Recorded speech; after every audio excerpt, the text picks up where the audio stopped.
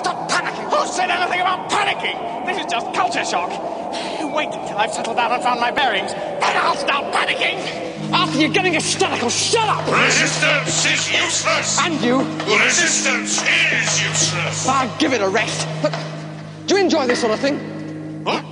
What do you mean? I mean, does it give you a full, satisfying life? Full, satisfying life? Yeah. Stomping around, shouting, pushing people off spaceships. Well, the hours are good. They'd have to be. Ford, what are you doing? Shh! So, the hours are good, are they? Yeah, though, now you come to mention it, most of the actual minutes are pretty lousy. Except some of the shouting I quite like. Resistance! Yeah, you're good at that. I can tell. But if the rest of it is so lousy, why do you do it? The girls? The rubber? The machismo? Oh, I don't know, really. I just sort of do it. You see, my aunt said that Spaceship Guard was a good career for a young Vogon, you know. The uniform, the low-slung stun-ray holster, mindless tedium. Ford, this guy's half-throttling me. Yeah. But try and understand his problem. Here he is, poor guy. His entire life he spent stamping around, pushing people off spaceships. And shouting. Yeah, and shouting. Yeah. And he doesn't even know why he's doing it. Oh, poignant. Very poignant. Well, put it like that. Good lad. All right, what's the alternative? Well, stop doing it, of course. Tell him you're not going to do it anymore. Stand up to him. Doesn't sound that great to me. Oh, but that's just the start, isn't it? I mean, there's more to it than that, you see. There's No, if it's all the same to you, I think I'll just get you to shout out of the air and then get on with some other bits of shouting I've got to do. Resistance is useless! Yeah, but, I mean, come on now, look. Oh, stop it, you beast! Look, there's music and art and things to tell you about yet. Well, I think I'd better just stick to what I know. Thanks for taking an interest. No, I've got a headache. I don't want to go to heaven with a headache. I'd be all cross and wouldn't enjoy it. No, listen. Look, there's a whole world you know nothing about it. Now listen, how about this? Da, da, da, da. Doesn't that stir anything in you? No. Well, now, I'll tell my aunt what you said. Potentially bright lad, I thought.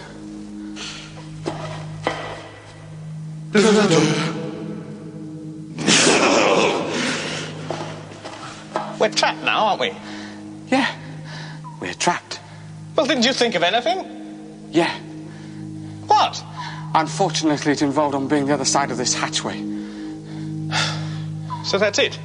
We're going to die? Yeah. Except... No. Wait a minute. What's this switch? What, where? No, I was only fooling. We're going to die after all. You know, it's at times like this, when I'm stuck in a Vogon airlock with a man from Beetlejuice about to die of asphyxiation in deep space, that I really wish I'd listened to what my mother told me when I was young. Why? What did she tell you? I don't know. I didn't listen. Terrific.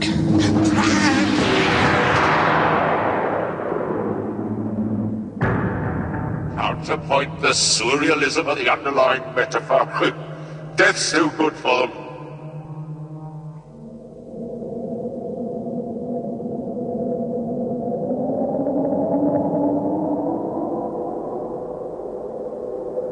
The Hitchhiker's Guide to the Galaxy is a wholly remarkable book. The introduction starts like this. Space, it says, is big, really big. You just won't believe how vastly, hugely, mind-bogglingly big it is. I mean, you may think it's a long way down the street to the chemist, but that's just peanuts to space. Listen. And so on. After a while, the style settles down a bit, and it starts telling you things you actually need to know. Like the fact that the fabulously beautiful planet Bethselamin is now so worried about the cumulative erosion caused by over 10 billion visiting tourists a year that any net imbalance between the amount you eat and the amount you excrete whilst on the planet is surgically removed from your body weight when you leave.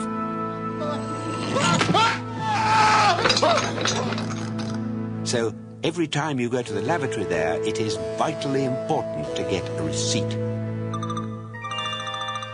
In the entry in which it talks about dying of asphyxiation 30 seconds after being thrown out of a spaceship, it goes on to say that what with space being the size it is, the chances of being picked up by another craft within those seconds are 2 to the power of 260,199 to 1 against, which by a staggering coincidence was also the telephone number of an Islington flat, where Arthur once went to a very good party, where he had some very good food, had some very good drinks, with some very good friends, and met a very nice girl, whom he totally failed to get off with. Is this going to bore you?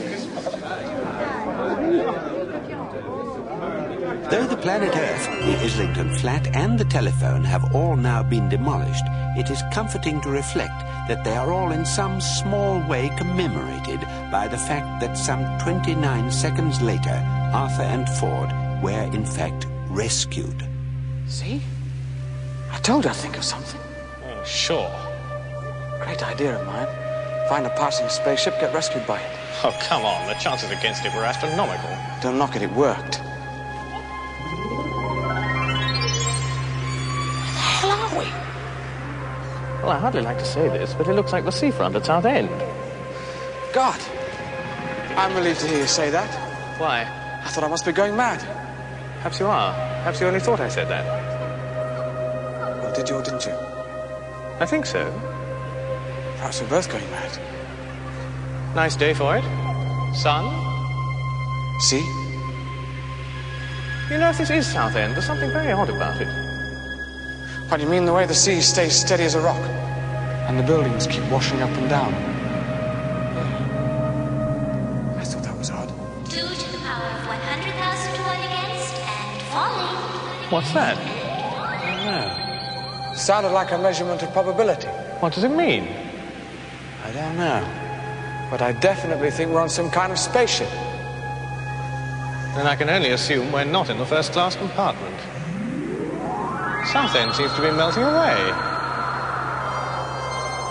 The stars are swirling. A dust bowl. Snow. My legs drifting off into the sunset.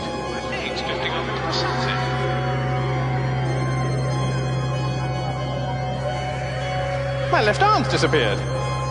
How am I going to operate my digital watch now? Ford, you're turning into a penguin. Stop it.